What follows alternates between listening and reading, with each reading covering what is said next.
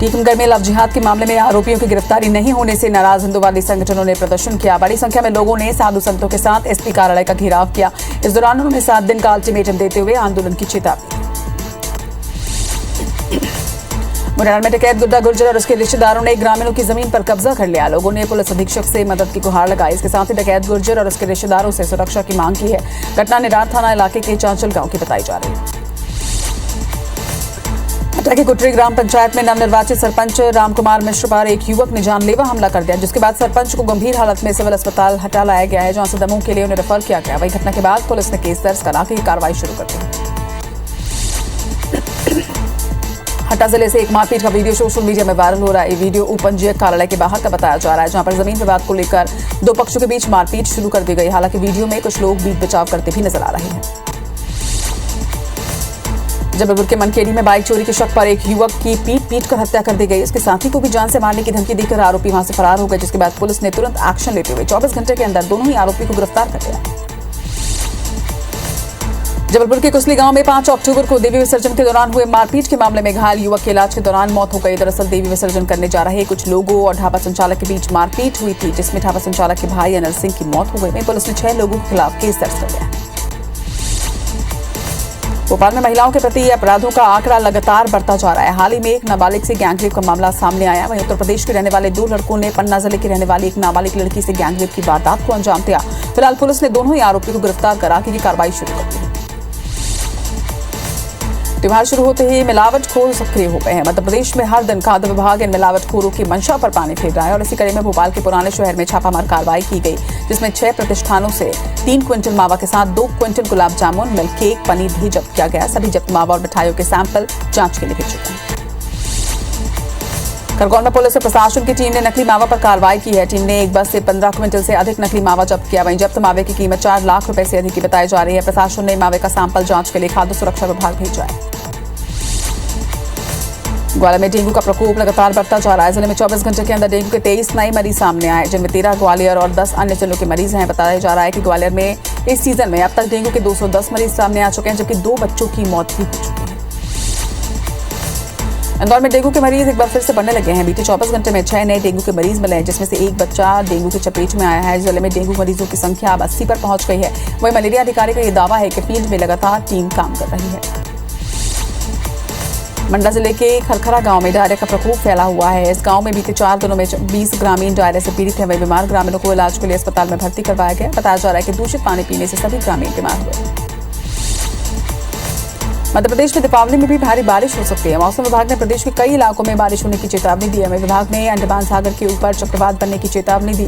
प्रदेश के पूर्वी हिस्सों में बादल छाए हुए हैं और प्रदेश के पश्चिम में भी ठंड बढ़ने लगी है। मध्य प्रदेश में लगातार बदलते मौसम से बीमारियां फैलाने वाले वायरस जो हैं वो पनपने लगे हैं। इससे सर्दी, जुकाम और बुखार के मरीज बढ़ रहे हैं। बता दें कि जेपी और हमीदिया अस्पताल में एक सप्ताह में मरीजों की संख्या में 35% का इजाफा देखा गया है। भोपाल में सीएम शिवराज सिंह चौहान ने लॉ एंड ऑर्डर पर बड़ी बैठक ली। इस दौरान उन्होंने इंदौर एटीएम को हटा दिया। इसके साथ ही भोपाल में पदस्थ करने के निर्देश दिए गए हैं। सीएम ने जनसुनवाई के दौरान दिव्यांग के साथ संवेदनहीन रवैये को लेकर नाराजगी जताई। बैठक में सभी जिलों के कलेक्टर, एसपी और पुलिस कमिश्नर समेत संबंधित अधिकारी वर्चुअली जुड़े। मुख्यमंत्री शिवराज सिंह चौहान ने बैठक के दौरान भोपाल, इंदौर, बैतूल और गुना में हुई घटनाओं की जानकारी ली। इसके साथ ही इस पर संज्ञान भी लिया, साथ ही इसे लेकर नाराजगी भी जताई।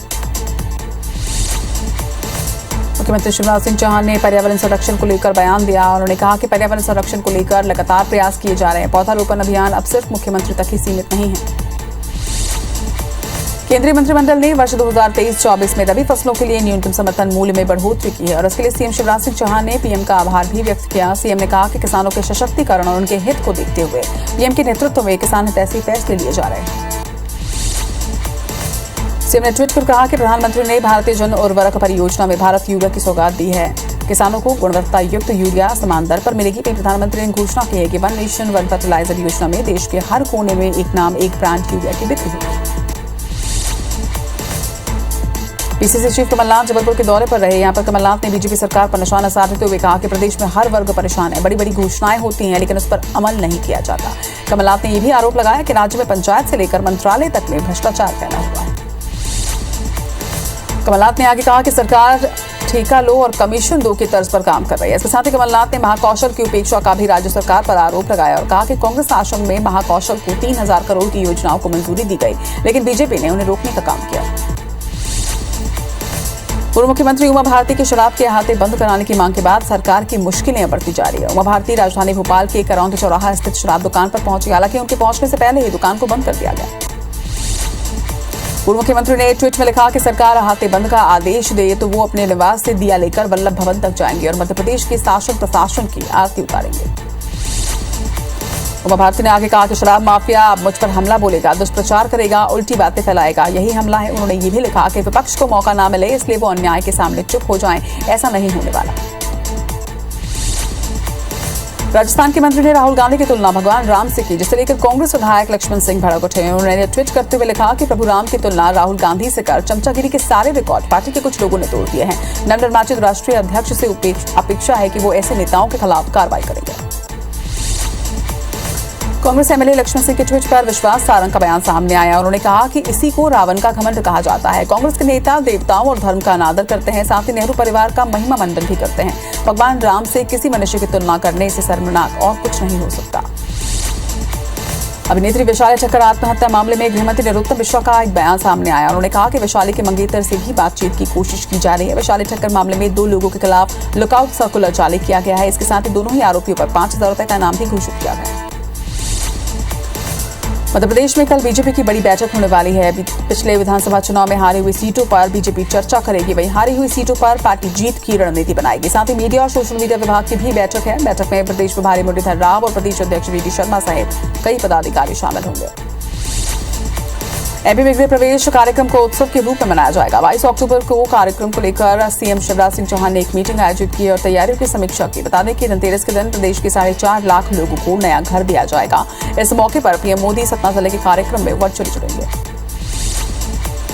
मध्य प्रदेश के मेडिकल कॉलेजों में धनतेरस पर पूजा करने के फैसले को लेकर अब सियासत गरमा रही है। कांग्रेस का कहना है कि धनतेरस पर यमराज की भी पूजा की जानी चाहिए, जिस पर पलटवार करते हुए मंत्री विश्वास सारंग ने कहा कि लोगों को स्वास्थ्य देना चाहते हैं और लोगों को मारने की कल्पना करते हैं।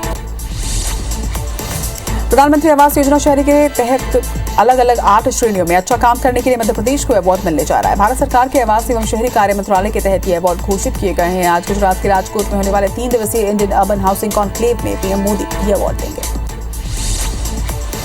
राज्य सरकार मध्य प्रदेश के स्थापना दिवस कार्यक्रम के तहत 2 नवंबर को लाडली लक्ष्मी योजना 2 कार्यक्रम का आयोजन करने जा रही है। सीएम शिवराज सिंह चौहान कॉलेज में एडमिशन लेने वाली छात्राओं को 12,500 रुपए प्रोत्साहन राशि बांटेंगे, जिसके लिए प्रदेश भर से 1,500 छात्राओं और उनके अभिभावकों को आमंत्रित किया गया है। मध्य प्रदेश सरकार ने 15 साल के लिए भारतीय रिजर्व बैंक के माध्यम से 1000 करोड़ रुपए का लोन लिया। इसका उपयोग आर्थिक गतिविधियों को बढ़ावा देने और विकास परियोजनाओं को गति देने के लिए किया जाएगा। इस साल अब तक सरकार 8000 करोड़ रुपए ऋण ले चुकी है। इंदौर नगर पालिका निगम के नए टैक्स के खिलाफ व्यापारियों का आक्रोश अब बढ़ता जा रहा है। निगम ने दुकानों पर लगाने वाले विज्ञापन बोर्ड पर 4% टैक्स वसूलने के निर्देश दिए, जिसे लेकर व्यापारियों ने विरोध शुरू कर दिया है। इंदौर शहर में बिगड़ते यातायात को लेकर पुलिस कमिश्नर ने आला अधिकारियों के साथ बैठक की, जहां पर ट्रैफिक पुलिस के साथ थाना पुलिस को यातायात में सहयोग करने के लिए निर्देशित किया गया है। इसके साथ ही आने वाले दिनों में मुख्य बाजारों में पुख्ता सुरक्षा इंतजाम को लेकर चर्चा हुई। राजधानी भोपाल में जरा सी बारिश में जलभराव और अक्सर सीवेज की समस्या बड़ा कारण रही है। समस्या की निजात के लिए अब तक नगर निगम सीवेज नेटवर्क पर 300 करोड़ रुपए भी खर्च कर चुका है, लेकिन इसके बाद भी समस्या जस की तस बनी हुई है। ग्वालियर शहर को एक और हवाई सौगात मिलने वाली है। ग्वालियर से मुंबई के लिए इंडिगो की एयरबस शुरू होने वाली है। 15 नवंबर को नागरिक उड्डयन मंत्री ज्योतिरादित्य सिंधिया इसकी शुरुआत करेंगे। ये एयरबस सप्ताह में 4 दिन चलेगी। ग्वालियर में दहेज के लिए पति ने पत्नी से मारपीट की और इतना ही नहीं, पत्थर से उसके हाथ पैर तोड़ दिए। इसकी शिकायत जब युवती ने पुलिस से की तो पुलिस ने भी मामूली धाराओं में मामला दर्ज किया है। अब पीड़िता के पिता ने प्रदेश के सीएम शिवराज सिंह चौहान से मदद की गुहार लगाई है। खरगोन में दिन दहाड़े बीजेपी नेता और ठेकेदार अनिल गुप्ता उठाईगिरी का शिकार हो गया। अज्ञात बदमाशों ने बिस्टॉन रोड पर बाइक पर टंगी थैली लेकर फरार हो गए। सीसीटीवी फुटेज में एक संदेही नजर आ रहा है, जिसकी तलाश अब पुलिस कर रही है। मंडला के नैनपुर में लोकायुक्त ने कार्रवाई करते हुए रिश्वतखोर पटवारी को गिरफ्तार कर लिया है। पटवारी ने किसान से जमीन के दस्तावेज को अपडेट करने के लिए रिश्वत की मांग की थी। वही किसान की शिकायत पर लोकायुक्त की टीम ने पटवारी को 9000 रुपए की रिश्वत लेते रंगे हाथों गिरफ्तार किया। सागर में रिश्वत लेते हुए पटवारी को गिरफ्तार किया गया है। लोकायुक्त ने 60,000 की रिश्वत लेते हुए रंगे हाथों पकड़ा। रीवा जिले के सुहागे थाना इलाके में 2 गांजा तस्करों के अवैध निर्माण पर बुलडोजर चला। सीएम के निर्देश पर दोनों के मकानों को गिराया गया। ये आरोपी उड़ीसा, छत्तीसगढ़ और उत्तर प्रदेश से गांजा लेकर रीवा में तस्करी कर रहे थे। इंदौर के त्योहारी सीजन में ट्रेनों की वेटिंग लिस्ट बनने लगी है। मुंबई और पुणे से आने वाली ट्रेनों में वेटिंग सबसे ज्यादा है। वहीं अवंतिका एक्सप्रेस में वेटिंग 300 पार पहुंच चुके हैं, तो वहीं पुणे एक्सप्रेस में 400 के पार। ऐसे में मुंबई से स्पेशल ट्रेन चलाने की मांग लगातार की जा रही है। नर्मदापुरम में दिव्यांग बच्चे पर्यावरण संरक्षण का संदेश दे रहे हैं। भविष्य निःशक्त विद्यालय के दिव्यांग बच्चे मिट्टी की दिए गणेश प्रतिमा, गुलदस्ते, झूमर समेत दूसरे कई सामान अपने हाथों से बना रहे हैं और पर्यावरण संरक्षण का संदेश दे रहे हैं। दिव्यांग बच्चों का ये सामान दिवाली से पहले स्कूल परिसर के बाहर स्टॉल लगाकर बेचा जाएगा। पन्ना में होतली हीरा खदानों से मिले हीरो की नीलामी शुरू कर दी गई है, जो कि 3 दिन तक जारी रहेगी। नीलामी में गुजरात, राजस्थान, सूरत और मुंबई के व्यापारी हिस्सा ले रहे हैं। नीलामी में विशेष आकर्षण का केंद्र 5 नायाब हीरे रहेंगे। आरटी की फीस का भुगतान न होने और 5वीं 8वीं की बोर्ड परीक्षा के विरोध में एमपी के करीब 18,000 स्कूल बंद रहे। एसोसिएशन का कहना है कि पिछले 2 सालों से उन्हें आरटी का पैसा नहीं मिला, जो कि एक बड़ी राशि है। सरकार के आश्वासन के बाद भी राशि नहीं दी जा रही। दमोह जिले के शहजादपुरा गांव में एक सिलसिला बिजली के तार पर झूलता हुआ नजर आया। जानकारों के मुताबिक युवक नग्न हालत में बिजली के तार पर झूलते हुए स्टंटबाजी कर रहा था। गनीमत रही कि उस वक्त बिजली की लाइन बंद थी, नहीं तो बड़ा हादसा हो सकता था। मौके पर मौजूद लोगों ने काफी देर तक युवक को समझाया, तब जाकर वो नीचे उतरा। खंडवा पुलिस ने चोर गैंग के 6 सदस्यों को गिरफ्तार किया है। ये गैंग शराब पीने, पार्टियां करने और अपने शौक पूरे करने के लिए पहले बाइक चुराते थे और फिर चोरी की बाइक से वारदात को अंजाम दिया करते थे। इनके पास से पुलिस ने करीब 10 लाख रुपए का माल बरामद किया। सिंगरौली में ठोस अपशिष्ट प्रबंधन के काम के लिए सीटा रेल कंपनी के कर्मचारियों को जिम्मेदारी दी गई है, लेकिन 3 से 5 दिनों के बाद यहां पर गाड़ी पहुंचती है। वहीं नियमित रूप से कचरे का उठाव नहीं होने की वजह से बीमारियां भी फैल रही हैं।